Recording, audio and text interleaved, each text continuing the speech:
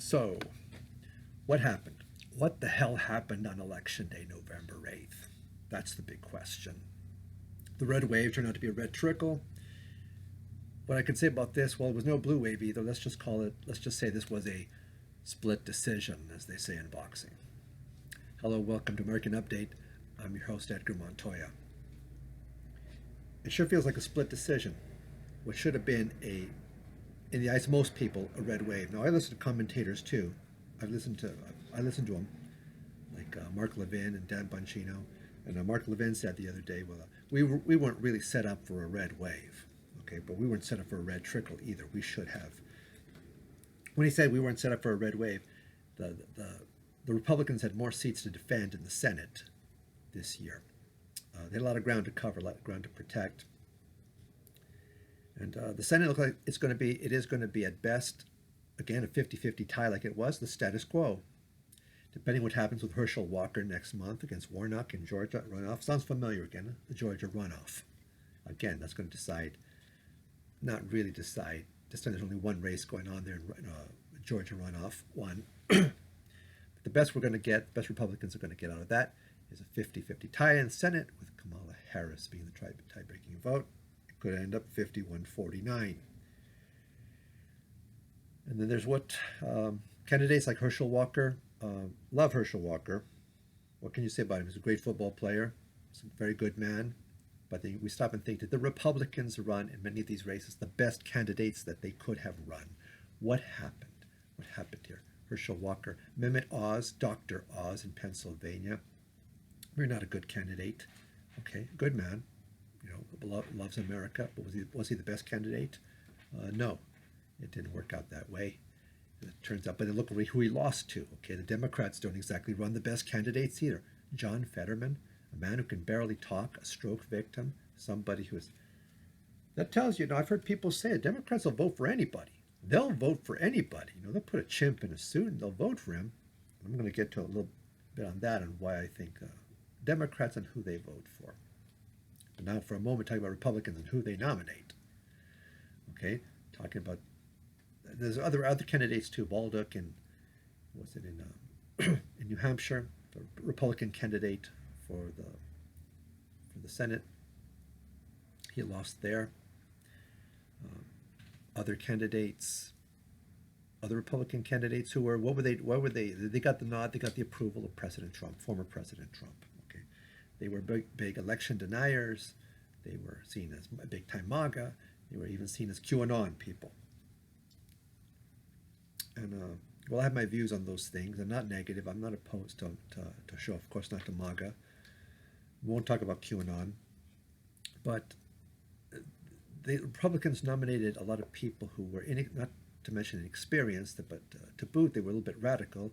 They were seen as a little bit weird, having some strange ideas, some strange thoughts. The Republicans just didn't nominate the best candidates that they could. But then again, you look, I can understand why they nominated the people they did. Very different, maybe kind of seen as a new wave of Republicans. Not the same. They don't want too many Republicans. On the other hand, turn out to be rhino, turn out to be establishment Republicans, and the public doesn't want those Republicans getting in anymore. But who won? The Republicans who won most of the races across the country that they did win, they turned out to be a little more moderate, a little more seen as sensible. People who did not dwell on the 2020 election and on the big cheat, the big steal. There are things to be angry about, things to discuss. There are things to I can understand. I understand the passion for it. But maybe we're at the point now as Republicans, we have to think, maybe it's just time to move on. It's time to move on from 2020. And about former President Trump, I'll get to that in a minute. Okay. But the best candidates for among Republicans in many races were not the best that they could have been. They simply approved by the public because they got the nod. They got the Trump nod. Okay, but the status quo, it looks like the Senate 50-50, the House. They say it looks like the Republicans will take the House. Thank God for that, because if it wasn't for that, if the Democrats took the House too, I would consider this election practically a total loss. It would have been an absolute disaster. But I would hope we get at least the House. And it looks like, from what I've heard, all accounts, reports, that we will take a small majority small majority in the House, just maybe even smaller than what the Democrats had these last 2 years. I thank God for small favors, for things like that at least. Hoping, keeping my fingers crossed, still hoping for Kerry Lake to win the governorship in Arizona. On a side note, that is one pretty woman, isn't she? I'd like to go out with a woman one day who just looks like Kerry Lake. In California, surprisingly, where I live in my state, there's some House races there that may go, surprisingly, may go Republican. That may decide the final balance in the House.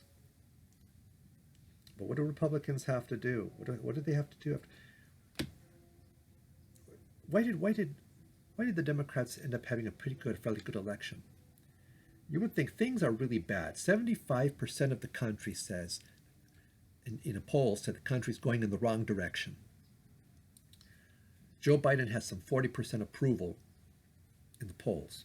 And at that, I guess, as Dan Bongino, as I heard him say the other day, things aren't bad enough. Maybe people look at it and say things just aren't bad enough.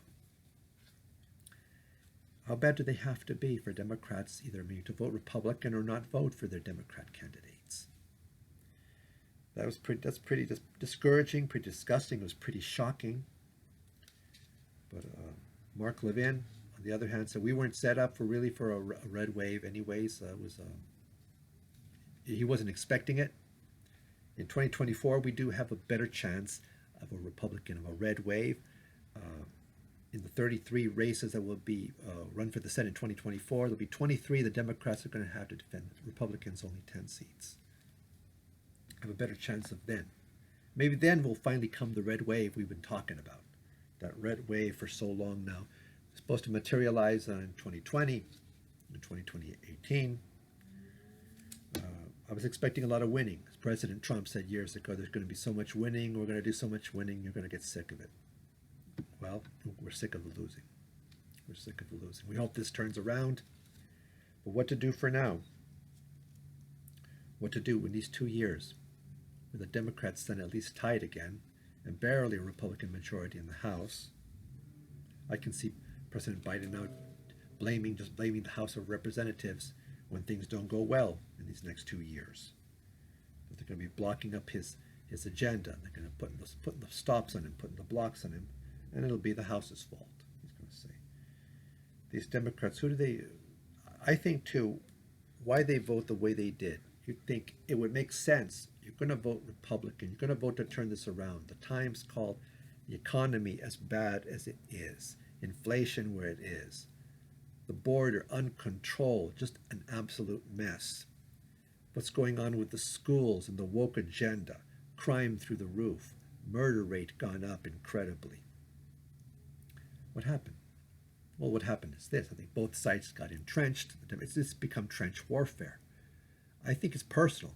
I think that both sides hate each other, especially Democrats hating Republicans so much, that they just dig in their heels, and they say, well, there's just no way.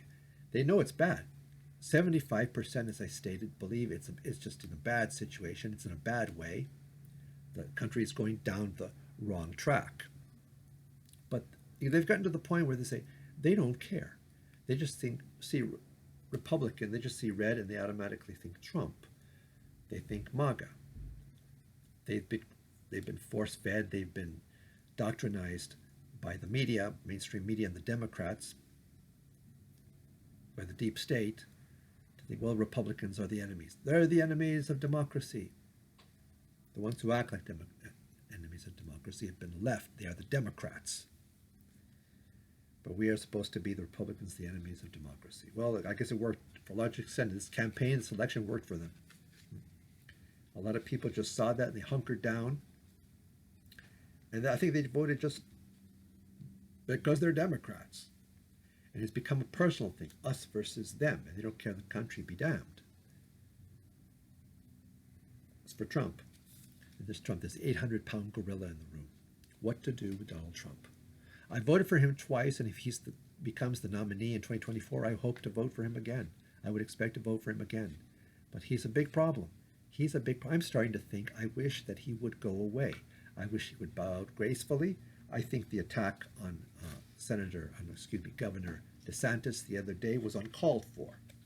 It was absolutely inappropriate to call the governor, call him wrong, de sanctimonious. He attacked Glenn Youngkin, the governor of Virginia, as well. It was wrong.